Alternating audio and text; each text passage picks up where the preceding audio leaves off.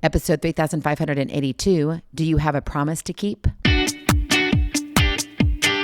Moms, it's time to rediscover, rejuvenate, and renew who you are in mind, body, and spirit. Welcome to Create Your Now, Your Best Selfie, the show to help you do just that. Here's your host, certified life coach, personal trainer, and nutritionist, Christiane Wargo.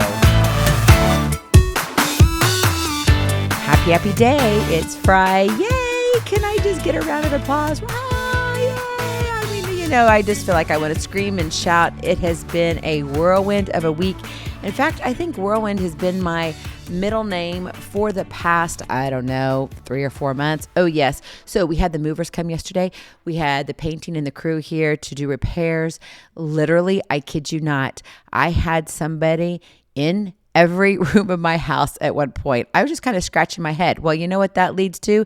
Your children looking at you cross-eyed going, Mom, do you have a promise to keep? For those of you who are brand new to Create Your Now, welcome to this incredible family. I'm so delighted of your presence. If you already even had the opportunity, you'll want to head on over to createyournow.com where you can learn more and sign up for the Kisses newsletter, the Keep It Simple strategy, everyday solutions to live, love, and impact. Well, this episode is brought to you by AIM, inspiring connection and community. So as you know, we had the connection yesterday. Oh my goodness. I think I had 2 people swinging from my cedar beams. I kid you not. It was crazy. I had people in the fireplace. I had people on the top of my stairs. I had my armoire, taken apart in pieces. We had moving pads. It was just crazy, crazy, crazy. And then guess what? I threw my back out. Okay, really, I didn't. What happened is I had a back spasm. You know how you're just trying to go through life and you're just trying to do your thing, and then everything else is like a domino effect, and anything that can go wrong goes wrong? My phone's ringing off the hook, okay? Mom, Dad, this is called life. This is what it is. This is not me asking for a pity party, because I'm not. I'm very blessed. It's a season that I'm in, and I'm going to be out on the other side with a smile on my face. But you know what? I can walk with a smile on my face right now. And so in all of that, I just say and remind us that, you know what? We can sit here and pretend that we want everything to be what it is. But as we know, as parents, we are always making decisions and trying to keep life running smoothly when it feels more like a train wreck. Now, my grandson may absolutely love it because there would be a train involved. But for you and me, probably not so much. So when life has you by a thread, do you have a promise to keep? Are you one who says, gosh, there is so much more to do? And then you hear this little sweet voice that says, hey, Mom, what about me? Hey, over here, I'm over here. What does your world look like as a parent? Seriously. And maybe you're thinking, Christiane, I don't have time to think about it because I keep going. Yes, but I think you need to think about it. I do. I think you need to have just an informal reflection moment. Do you love the way you parent? Be honest. It's confession day. Because I think if we were really honest, we would sit here and say, yeah, I'd change a few things. I could get better at this. Because honestly, if we aren't willing to get better and we don't see that we can get better, we've got other issues. It's called probably an ego. And that's for a whole nother episode. We don't have time for that. Remember, I had the movers here, had everybody else here yesterday. Oh, and by the way, only half of them are here today. So it's great. We've got the smell of beautiful paint and of hammers going and sawing and just, yes, and even blow dryers, believe it or not. Yes, we're blow drying my walls. That's for another episode, but more stories to come, as you know. But seriously, parenting is filled, with this journey of highs and lows, victories and defeats, laughter and tears. Maybe you're in a season of, oh, Christiane, all I can do is giggle. It's so awesome. Love that moment. Just allow yourself to be present. And then maybe you're like, I don't know what's going to happen. I don't even want to answer my phone because when I do, I'm not sure if it's going to be good or bad or ugly. I get that, right? It's this journey where we strive to make the best decisions for our children to protect them from harm and to nurture them into strong, compassionate individuals. But in a world filled with uncertainties and struggles, those struggles and troubles of life, how can we ensure that our children grow up to be resilient and successful? Because we already know that they're going to fail more than they succeed. Where do we draw the line for ourselves and for them? Do you have a promise to keep? Think about this. When you found out you were going to be a mom, when you found out you were going to be a dad, what was your first thought? Usually it's like deer in the headlight feeling, or it's yes. Okay. It's usually one of those two extremes.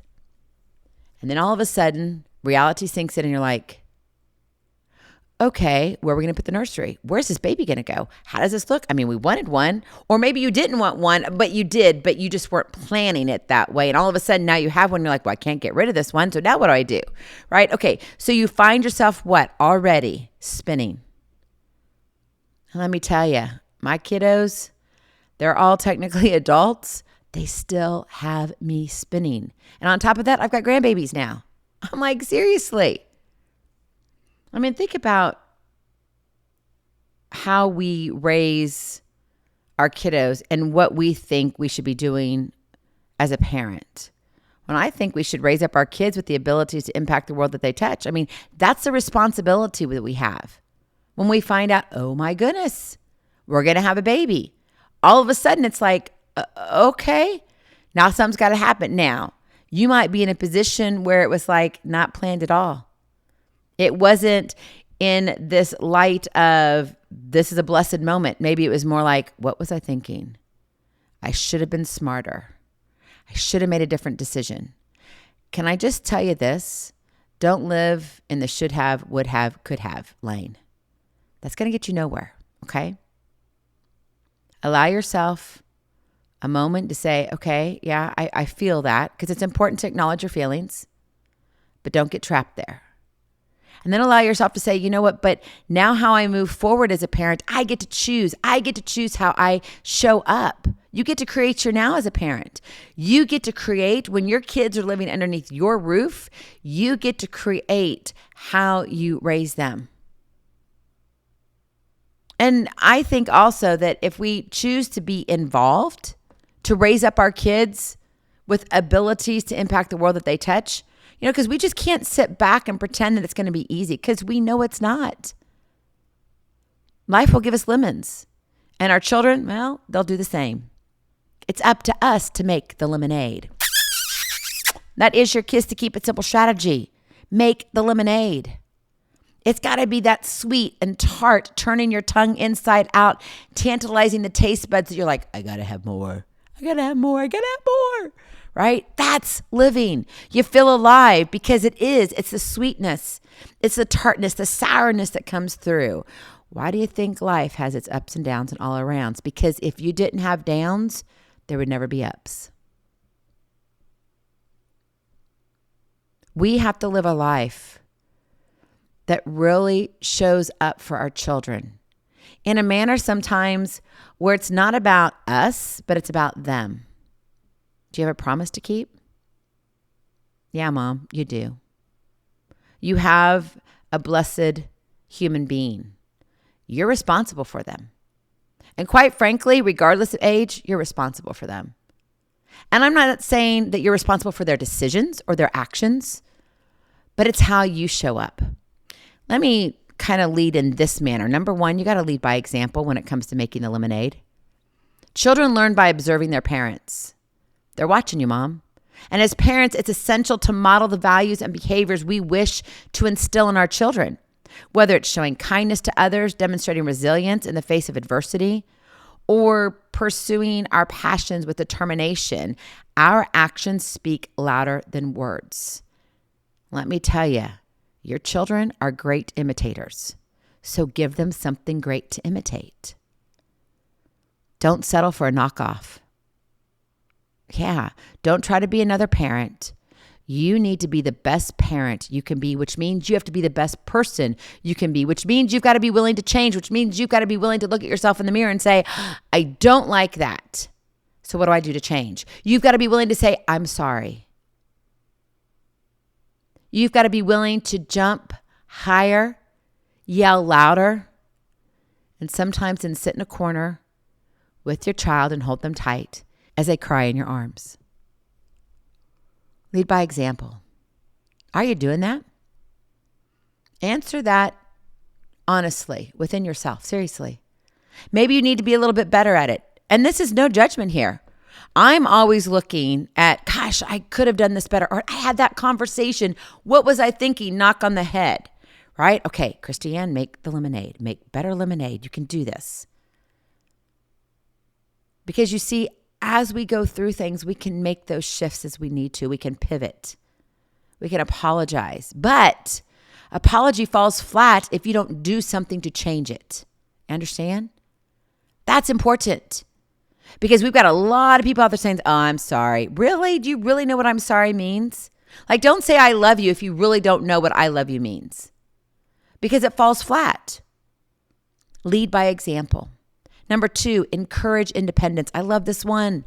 While it is natural, it's so natural to want to protect our children from failure and disappointment, it is equally important to allow them the freedom to make mistakes and learn from them. I don't like seeing my kiddos fall, but they need to. And by encouraging the independence and decision-making skills, we empower our children to develop critical thinking and problem-solving abilities, one of which, in my opinion, we are lacking today. When you ask your children about something, well, Mom, what do you think I should do? What do you think you should do?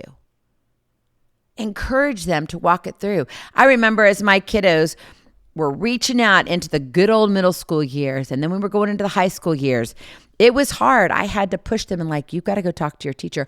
Mom, will you contact the teacher, please? Would you do it, please? I'm like, no.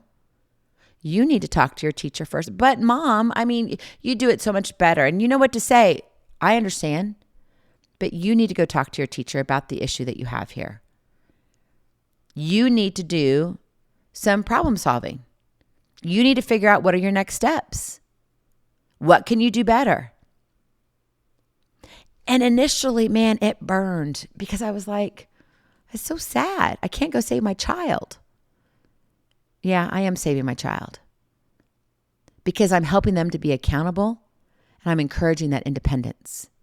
Because as they grow into high school, into college, and then out in the real world, Mama's not always going to be there to hold their hand. I'm just not. I would love to be. They always know I am literally a phone call or a text away. And if for some reason I don't answer, do it again. They know the process and they will get me on the phone. I will leave a meeting. I will drop everything for them. Unless if I'm in the middle of a blood or a flood, then we have an issue. If both of us are in a blood or a flood, right? So, but for the most part, no. I will drop everything for them. I'm sure you would do the same thing.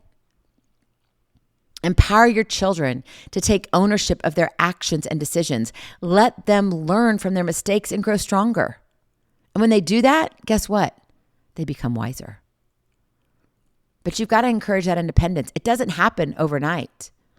And a lot of times right now, because of our advancement in technology, advancement in, well, just anything and everything, we don't have to do as much work anymore. Quite frankly, okay, it's confession day, right? So I can be honest with you. Quite frankly, I'm so tired when people say, oh, I've been working so hard. I'm like, you don't even know the definition of hard work. Unless if you're out there literally building buildings by hand, don't tell me you know the definition of hard work. Because most of the time, we're sitting on our butts, we're on our phones, and we're attached to a keyboard, and we're doing searches, and we're creating these things, and guess what? Something else does the work for us. Don't tell me. Don't tell me.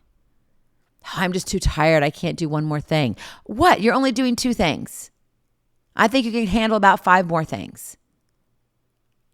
Right? We've got to encourage our children, encourage that independence, because otherwise they're always riding on our coattails. And one of these days, your coattail mom is not going to be there. That's just the reality. Don't let them sink when you can teach them to swim. And finally, number 3, foster resilience. Life is not always smooth sailing, right? We've got that train wreck happening. I did yesterday. It was kind of a fun train wreck. It was hysterical because I had so many people. And can I just tell you this one story?